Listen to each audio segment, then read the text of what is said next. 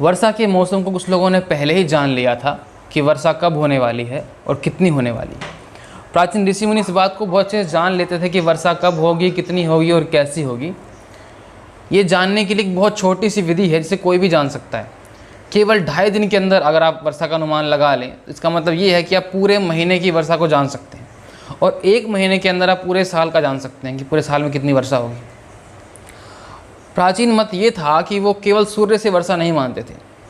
उनका कहना है कि आदित्य पीतम सोमाग्ने, आदित्य पीतम सोमाग्ने, जो आदित्य ने, सूर्य ने जल पिया है, सोमाग्ने सूर्य की अग्नि से, सोमम और चंद्रमा के द्वारा संप्रवर्तते बनता है, घनीभूत होता है। यानी जब सूर्य की किरणों ने उसको उठाया, वाष्प को ऊपर उठाया, ऊपर जा करके वायु के संयोग से और चंद्रमा के कारण से वो बादल बने, वाष्प बने। और बादल वाष्प बनने के बाद वहाँ पर कहा गया है कि यत सूर्यात चंद्रम, जो सूर्य से चंद्र में तेज है वही बादलों के अंदर आ जाता है।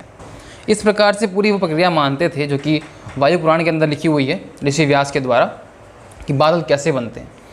इसी मत में वो वर्षा का ज्ञान भी करते थे। प्राचीन विज्ञान बहुत सिंपल था। उनका यह मानना था कि जब हम बीज को जान लेंगे, हम जान लेंगे गर्भाधान किस समय हो रहा है, किस समय बीज डाला जा रहा है, उसके अनुसार हम वर्षा का काल जान लेंगे। जब हम पौधे में बीज बोते हैं तो हम जान लेते हैं कि अगली फसल कब आने वाली है, और साथ में जितनी पानी और खाद होती है उसी प्रकार से फसल उतनी अच्छी या उतनी बेकार होगी। तो पौष मास वर्षा के बीज का समय है। जब पौष का मास आता है उस समय वर्षा का बीज पड़ता है। यानी कि उस समय जो वायु होती है वही निर्णय करती है कि पूरे साल वर्षा कैसी रहेगी। इसके अलावा जो बीच बीच में कुछ कुछ चीज़ें होती हैं पूरे साल के अंदर, वो भी निर्णय करती हैं कि वर्षा कैसे होगी। 5 कारण माने जाते हैं इसके अंदर: वायु, मेघ, सद्योवृष्टि, ग्रहाचार और भूमि। इन 5 चीज़ों को देख करके वर्षा का ज्ञान प्राचीन महर्षि लोग कर लेते थे। ज्ञान कैसे करते थे? वर्षा के अंदर जब आप जानना चाहते हैं कैसे होगी, तो पौष मास के समय में उसके 30 दिन को बांट दीजिए। 2.5 दिन का महीना मानिए, 2.5 दिन का आप महीना मानिए, और 2 घंटे का दिन, यानी कि पहला घंटा दिन के लिए और दूसरा घंटा रात के लिए।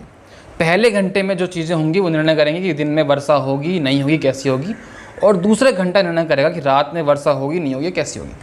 निर्णय का प्रकार से बहुत सिंपल था। एक पताखा, एक झंडा डाल दीजिए, बस आपको चेक ये करना है कि वायु किस ओर जा रही है।